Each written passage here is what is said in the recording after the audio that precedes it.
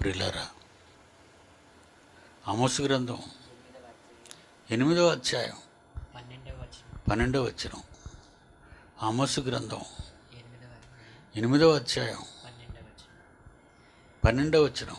కాబట్టి జనులు యెహోవా మాట వెదుకుటకై, జనులు దేవుని మాటలు వెదుకుటకై ఈ సముద్రం నుండి ఆ సముద్రము ఈ వరకు, సముద్రము నుండి ఆ సముద్రం వరకు, ఉత్తర దిక్కు నుండి తూర్పు దిక్కు వరకును ఉత్తర దిక్కు నుండి తూర్పు దిక్కు వరకును సంచరించుదురు గాని సంచరించుతురు గాని అది వారికి దొరకదు. వాక్యం అనేది వాళ్ళకు దొరకదు. నెరవేరిందండి. ఎప్పుడో ప్రవక్త అయిన ఆమోసు యేసుక్రీస్తు రాకముందు కొన్ని వందల సంవత్సరాల క్రితం ఆయన చేత దేవుడు పలికించిన మాట. వాక్యం దొరకదు. దేవుని పిల్లలారా, వాక్యం అంటే ఎంత ఆశ ఈరోజు మనం చూపిస్తున్నాం. దేవుని సన్నిధి అంటే ఎంత ఉత్సాహం. కూర్చోలేకపోయాం, ఇంటి దగ్గర ఉండలేకపోయాం. వాక్యం కావాలి. రోడ్డు మీదకి వెళ్ళకూడదు, ఆలయానికి వెళ్ళకూడదు. రోడ్డు మీదకి వెళ్ళి ఎవరికైనా వాక్యం చెప్తే వాళ్ళు అడ్డుకుంటున్నారు. ఇవన్నీ మన మానసిక పరిస్థితులు. ఈ కాలానికి వ్రాయబడిన మాటలండి. మన దేశానికి ఈ కాలానికి మనం అన్వయించుకుందాం ఈ మాటలు. ఆమోసు గ్రంథంలోని మాటలు ఏవని? కాబట్టి జనులు యెహోవా మాట వెదుకుటకై, యెహోవా మాట వెదకుటకై ఈ సముద్రం నుండి ఆ సముద్రము ఈ వరకును, సముద్రము నుండి ఆ సముద్రం వరకు, ఉత్తర దిక్కు నుండి తూర్పు దిక్కు వరకును ఉత్తర దిక్కు నుండి తూర్పు దిక్కు వరకు సంచరించుదురు గాని సంచరించుదురు గాని అది వారికి అది దొరకదు. వారికి దొరకదు.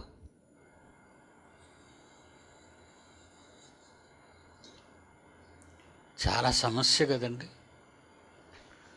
ఇప్పుడు దొరికింది, మళ్ళా ఇది ఎప్పుడు ఆగిపోద్ది, ఎప్పుడు మళ్ళా మూత వేస్తారో తెలియదు. ఇలాంటి ప్రాణాంతకమైన వ్యాధి అనగా దేవుని కోపం. ఇది దేవుని వల్ల కలిగింది.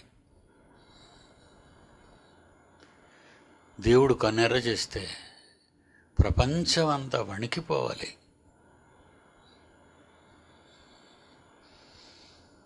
ఆయన కళ్ళు ఎందుకు ఎర్రపరుచుకున్నాడు ఆయన చాలా బాధపడుతున్నాడు మన గురించి.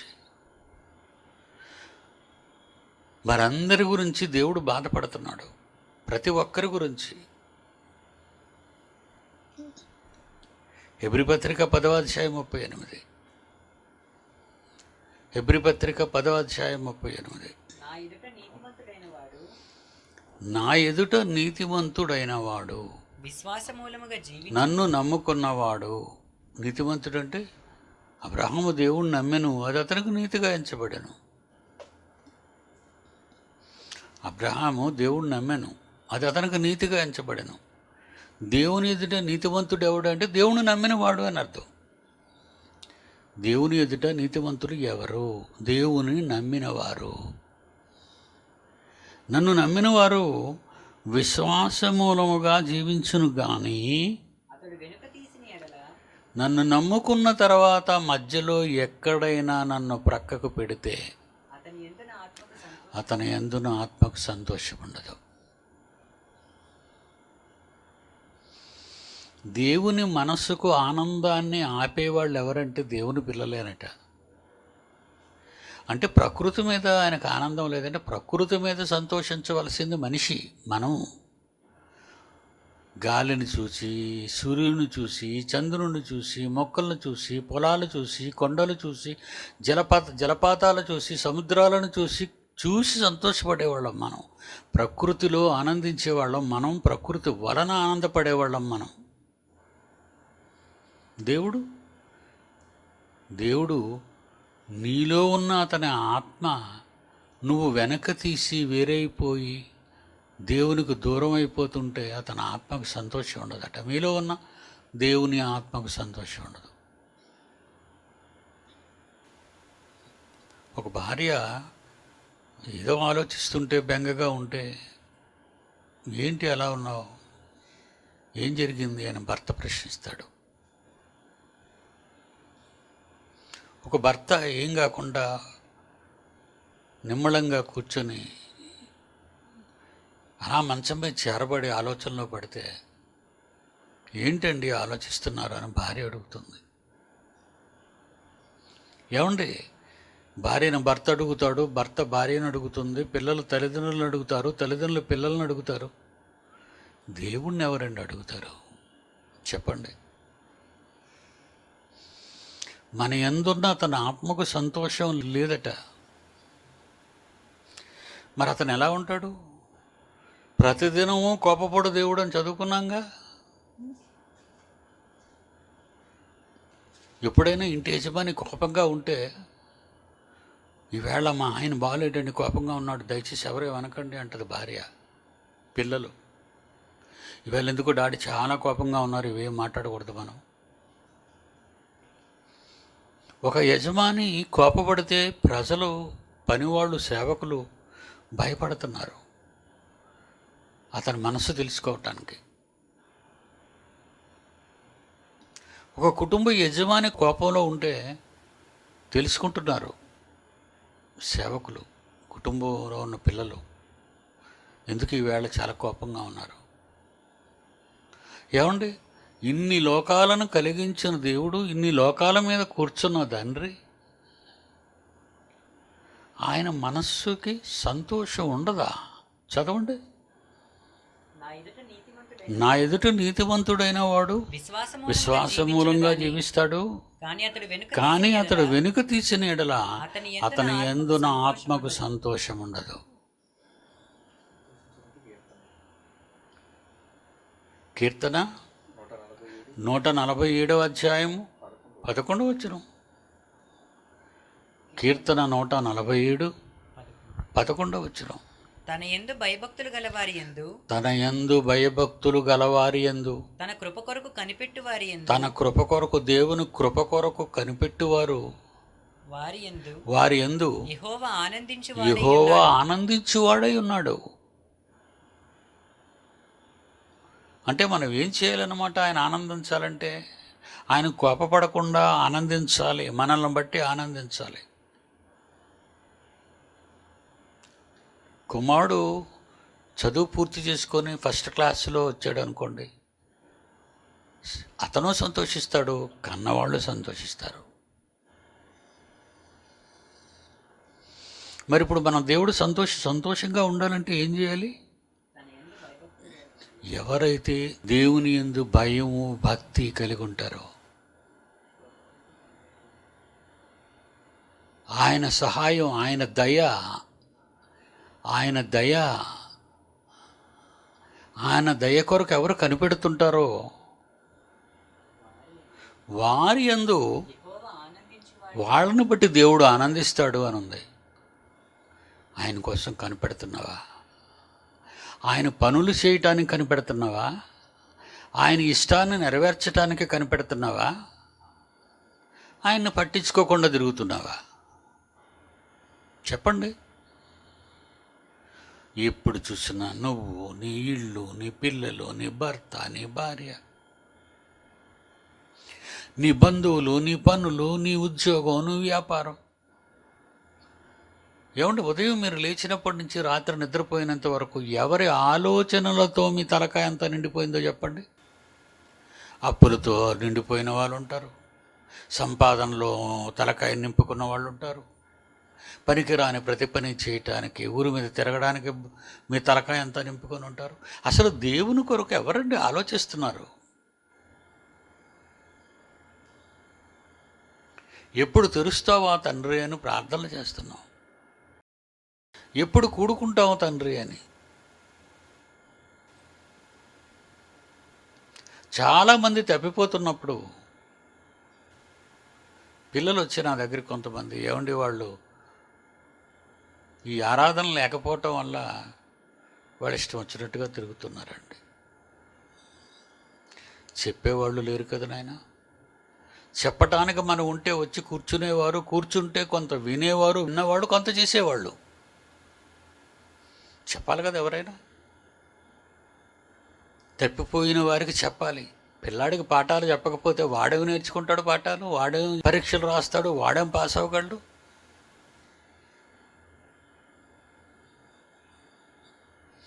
అతని యందు సంతోషం ఉండదు. అతని యందు సంతోషం ఉండాలంటే భయభక్తులు కలిగి ఉండాలి. దేవుని పని అంటే భయం, భక్తి. యెహోవా యందు భయభక్తులు గలవారు తన కృప కొరకు కనిపెడతారు. దేవుని కొరకు ఎవరు కనిపెడతారు? దేవుణ్ణి ఎవరు వాదారుస్తారు? దేవుని మనసుకు గాయం కాకుండా ఎవరు చూసుకుంటారు చెప్పండి?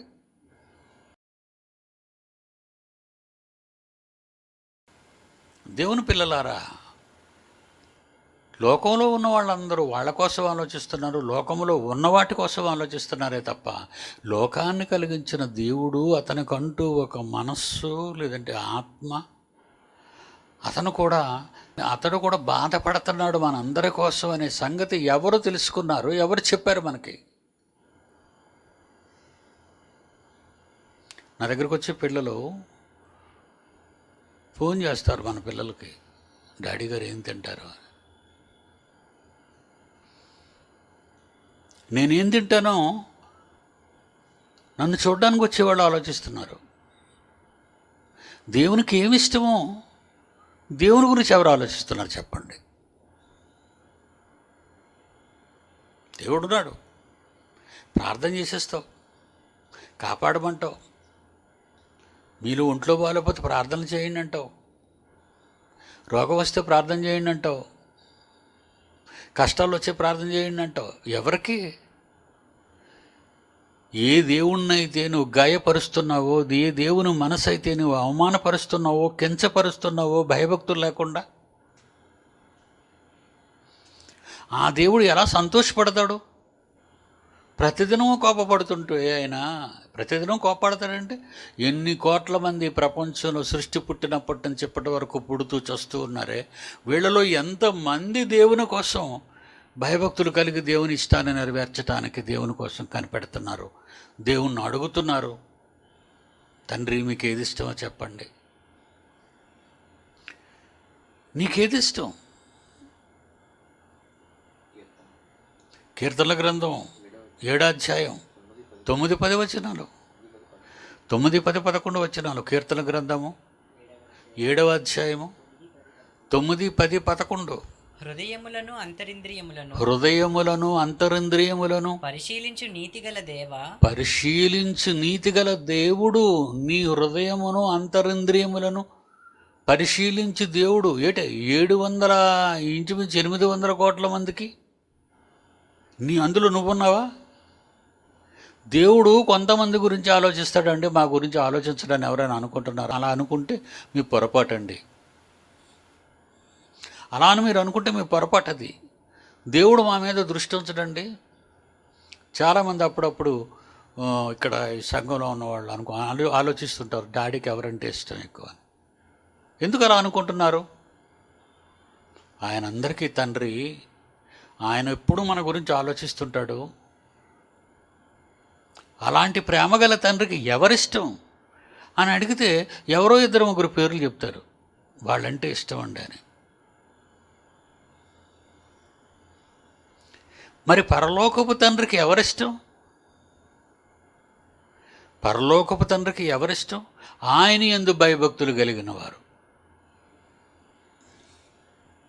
ఎవరికి భయభక్తులు ఉన్నాయి? భయము భక్తి ఉంటే, తల్లిదండ్రులు ఎడ భయము భక్తి ఉంటే పిల్లలు తల్లిదండ్రులకు అనుకూలంగా బ్రతుకుతారు, జీవిస్తారు. మరి దేవుని యందు భయభక్తులు గలవాళ్ళ మీరు? అయితే ఏం చేశారు దేవుని కోసం? దేవుడు మనస్సును తాకారా? దేవుని కష్టసుఖాలు అడిగారా? తండ్రి మీకు కూడా మనసు బాగులేదా? అవును. ఎవరి గురించి? నీ గురించే అన్నాడు.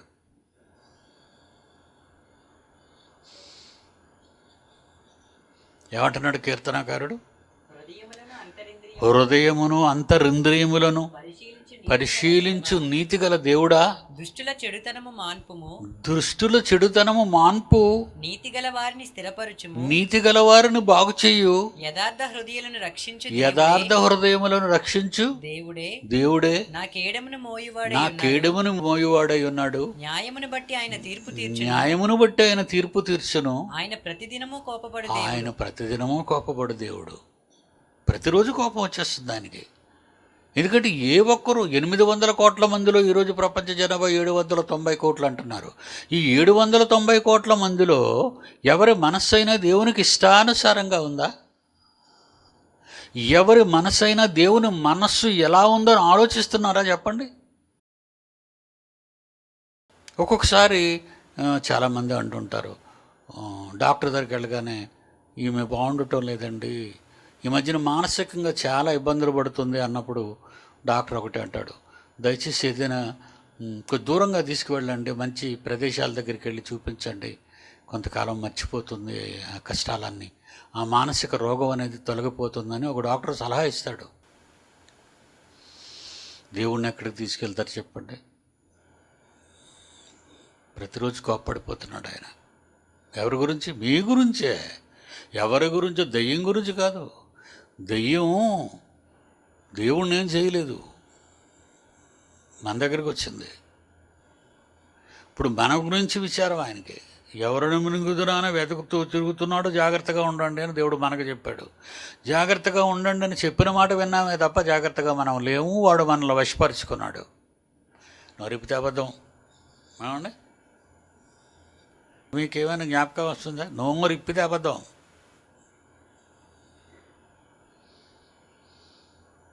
నోరిప్పిది అబద్ధం. అబద్ధం ఆడేవాళ్ళు ఎక్కడికి వెళ్తారని చెప్పాడు బైబిల్లో? నరకం, నిత్యాగ్ని దండన. ఇటు అబద్ధానికేనండి.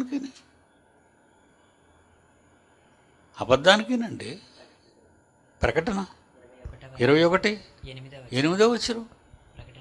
ఇటు అబద్ధానికి నరకమే. మనం అబద్ధం ఆడడంలో స్పెషలిస్టులు. మనం ప్రతి చిన్నదానికి అబద్ధం ఆడతాం. ఏమండి, అది మంచిదా అండి? భర్తతో అబద్ధం, భార్యతో అబద్ధం, పిల్లలతో అబద్ధం, పిల్లల తల్లిదండ్రులతో అబద్ధం, స్నేహితులతో అబద్ధం, సోదరీమణులతో అబద్ధం, సోదరులతో అబద్ధం. అబద్ధం అబద్ధం అబద్ధం. మాట మార్చటం అంటేనే భయంకరం దేవుని దృష్టిలో. అది అబద్ధికులు అగ్నిగంధకములకు మండుచున్న గుండములో పాలు పొందుతారు అబద్ధికులు. ఇదే ఫైనల్ పనిష్మెంట్. ఇదే రెండవ మరణం. అబద్ధాలు ఎందుకు ఆడుతున్నారు? క్రైస్తవులు అబద్ధాలు ఆడచ్చా?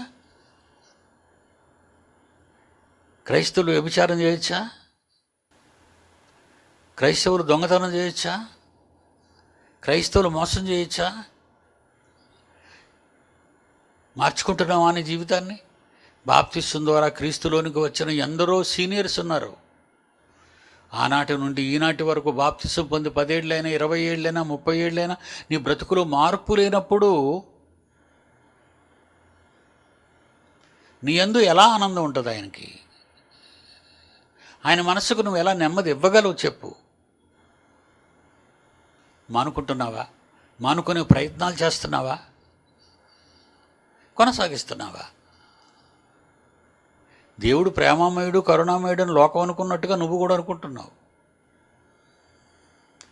కోప్పడే దేవుడైనా, బాధపడే దేవుడైనా, ప్రతిరోజు కోపపడు దేవుడైనా, ప్రతిరోజు తన మనసుకు ఆనందం లేకుండా బాధపడుతున్న దేవుడు ఆయనే.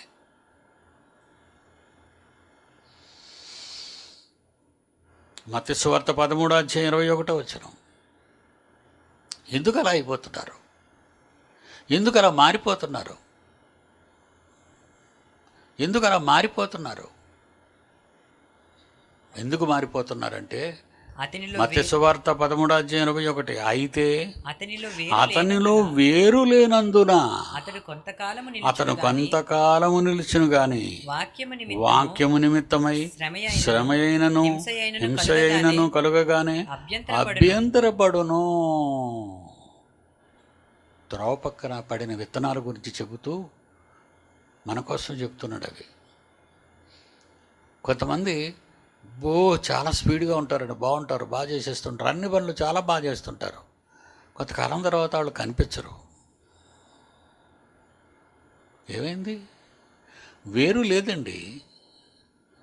వాళ్ళ నమ్మకమైన వారు కారు వాళ్ళు. హడావుడి, ఆరంభ స్వరత్వం.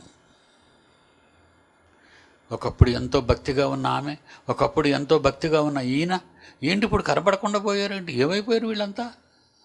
ఒకప్పుడు దేవుని పని అంటే అందరికంటే ముందున్న వాళ్ళు ఇప్పుడు దేవుని పని అంటే కనపడకుండా పోయారేంటి? వేరు లేదు, తోపక్కన పడిపోయారు వాళ్ళు.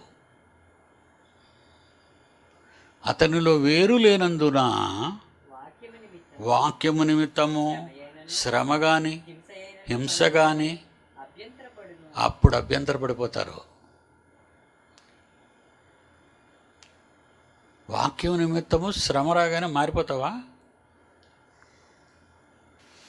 వాక్యం నిమిత్తం శ్రమ అంటే ఇదిగండి, ఇప్పుడు మార్నింగు వచ్చారు, చాలా సంతోషం. ఈవినింగు మళ్ళీ 5 గంటలకి, 3 గంటలు ఉంటాను, 5 నుంచి 6, 6 నుంచి 7, 7 నుంచి 8 రారా? వాక్యం నిమిత్తం, వాక్యం విను నిమిత్తము రారా? రాలేవండి. ఎందుకు రాలేరు? శ్రమ. మరలా రావాలా? 5 గంటలకు రావాలంటే రాత్రి వంట చేసుకోవాలి కదా. మరి వంట చేసుకోవాలంటే ఇప్పుడు చర్చ నుంచి ఇంటికి వెళ్ళగానే టైం అయిపోద్ది, టైం అయిపోగానే మధ్యాహ్నం తినేస్తాం, తినగానే మళ్ళీ వంట ప్రారంభించేయాలి. ఇప్పుడు మార్నింగ్ వెళ్ళి వచ్చాను, బాగా అలసిపోయాను, మరి నేను ఈవినింగ్ రాలేను. వాక్యము నిమిత్తము శ్రమ అయినను హింస అయినను కలుగగానే అభ్యంతరపడుదురు. మీలో దేవుని ఆత్మకు ఎలా సంతోషం ఉంటుందో చెప్పండి? మీలో ఉన్న దేవుని ఆత్మకు ఎలా సంతోషం ఉంటుంది? ఎవరి గురించి ఆలోచిస్తున్నారు? పిల్లలందరూ ప్రార్థన చేశారు, మంచి ప్రార్థన చేశారు. దేవుడా, ఈ మృత్యుకాలంలో ప్రతి 100 సంవత్సరాలకు ఇలాంటి భయంకరమైన పరిస్థితులు వెంటాడుతూ ఉంటాయండి. భయంకరమైన పరిస్థితులు ఇవి. ప్రతి 100 సంవత్సరాలకి మనం బ్యారేజ్ చేసేవాళ్ళు అంచనాలు వేశారు. ఈసారి వచ్చిన ఇది తరగనిది, తీరనిది, మనుషులను గుట్టలు గుట్టలు శవాలుగా పోసినది. ప్రపంచంలో అన్ని దేశాలు, వీళ్ళు పేదోళ్ళు, వీళ్ళు ఉన్నవాళ్ళు అస్సలు, వీళ్ళు గొప్పవాళ్ళు, వీళ్ళు పేదవాళ్ళు అస్సలు మొత్తం లేపుకొచ్చాడు దేవుడు. గుట్టలు గుట్టలు. ఇప్పటికైనా మీ మనసు మారదా? దేవుడు ఎందుకు ఇచ్చాడు ఈ రోగాన్ని? భయం లేదు, మితిమీరిపోయారు. ఎవరికి చెప్పలేకపోతున్నాం, అందరూ ఎదురు తిరుగుతున్నారు. దేవుడంటే భయం లేదు, ప్రపంచానికి దేవుడంటే భయం లేదు. మండిపోతున్నాడు, అగ్నిపర్వతాలు బద్దలైపోతున్నాయి, మహానదులు పొంగిపోతున్నాయి, ఇల్లులు కూల్చబడిపోతున్నాయి వరదలతో. అగ్నిపర్వతం పగిలిపోయి లావా ఊరి మీదకి వచ్చేసింది, ఇళ్ల మీదకి. ఎండలు మండిపోతున్నాయి. కోల్డ్ కంట్రీస్, చల్లని దేశాలన్నీ కూడా 50 డిగ్రీలు ఉష్ణోగ్రతతో చచ్చిపోయారు కొన్ని వందల మంది. ఏం జరుగుతుంది? ప్రకృతిలో అంతరాయం కలిగింది, ప్రకృతిలో గ్లోబల్ వార్మింగ్ జరుగుతుంది. మనుషులు చేసిన పాపాలకు ప్రకృతి శాపానికి లోనైంది. ప్రకృతిని అనుభవించవలసిన నీవు ప్రకృతిని పాడు చేసుకుంటున్నావు చేతులారా. దేవుడు కోపం రాకూడదా? మరి ఇవన్నీ చూసిన తర్వాత క్రైస్తవులంగా మనకేమైనా బాధ అనిపిస్తుందా? ప్రేమ దేవుని మీద కలుగుతుందా? దేవుని కొరకు బ్రతకాలని, దేవుని కొరకు ప్రార్థించాలని, దేవుని కొరకు సేవ చేయాలని, దేవునికి ఇవ్వాలని, కష్టపడాలని, దేవుని కోసం ఎవరి మనసు అయినా పరితపిస్తే దేవుని మనసుకు కాస్త ఆనందాన్ని కలిగించేవాళ్ళు అవుతారు. వాళ్ళు వేరు లేదు, సరిగా భూమిలోకి వెళ్ళలేదు వేరు, కనుక ఎండెక్కగానే ఎండిపోయింది మొక్క. కొంతమంది కొంతకాలమే బాగుంటారు, ఆ తర్వాత మరి కనిపించరు. ఎందుకు ఈ మధ్య రావటం లేదు అని అడుగుతుంటాం చాలామంది గురించి. ఈ మధ్య పలానా ఆయన ఎందుకు రావటం లేదు, పలానా ఆమె. ఎన్ని చూడండి, మీకు తెలిసిన ఎన్నో కుటుంబాలు ఏమైపోయారు వాళ్ళంతా? వేరు లేదు, నాటబడలేదు సరిగా, మంచి నేలను నాటబడలేదు. వాక్యము మంచి హృదయంలో పడితే బాగా ఫలిస్తుంది, నిలబడతారు. దేవుని పిల్లలారా, మీ మీద కక్షా కోపం కాదు, మీరు మారాలి. మరలా మారకపోతే మరలా భయంకరమైన దినాలు రావచ్చు. మహానుభావుడు కాపాడాడు. మనం ఎంత చెడ్డవాళ్ళం అయినా మన ఆకలి తీర్చటానికి, మన ఆరాధనలు జరగటానికి మీరు ఎంతమంది ప్రార్థించారో వాళ్ళందరి ప్రార్థనలకు ఫలితమే తిరిగి మనం ఆరాధనలో కూడుకోగలుగుతున్నాం దేవుని వాక్యాన్ని వినటానికి. మరి వాక్యం చెప్పకపోతే పాడైపోతారు కదా. బడుల్లో పాఠాలు చెప్పకపోతే పిల్లలే పాఠాలు మర్చిపోయారని చెప్తున్నారు ఈ కరోనా టైంలో. బడిలో పాఠాలు లేక పిల్లలు పాఠాలు మర్చిపోయారు. వాళ్ళు మళ్ళా మొదటి తరగతి నుంచి చదివించాలా అని బాధపడుతున్నారు తల్లిదండ్రులు. అలాగే దేవుని వాక్యం అనేది లేకపోతే మీలో ఉన్న ఆ కాస్త వాక్యమైనా లోపల లేకుండా ఆవిరైపోతే ఇంక మీరు ఏం భక్తిగా ఉంటారు చెప్పండి. తరగతులకు రండి, వాక్యాన్ని నేర్చుకోండి. మళ్ళా వాక్యం వినలేని రోజులు వస్తాయి. చివరిగా మాట చదువు నాయన. ఆమోసు 8వ అధ్యాయం, ఆమోసు గ్రంథం 12వ వచనం. కాబట్టి జనులు యెహోవా మాట యెహోవా వాక్యం వెదుకుటకై, దేవుని మాటలో కొరకు వెదుకుటకై ఈ సముద్రం నుండి ఆ సముద్రానికి వెతుకుతారు. ఉత్తర దిక్కు నుంచి తూర్పు దిక్కు వరకు వెతుకుతారు. సంచరించుదురు గాని తిరుగుతారు తప్ప అది వారికి దొరకదు. ఆ రోజు రానివ్వకండి, మరలా ఆ రోజు రానివ్వకండి. దేవుడు మిమ్మల్ని దీవించాలి.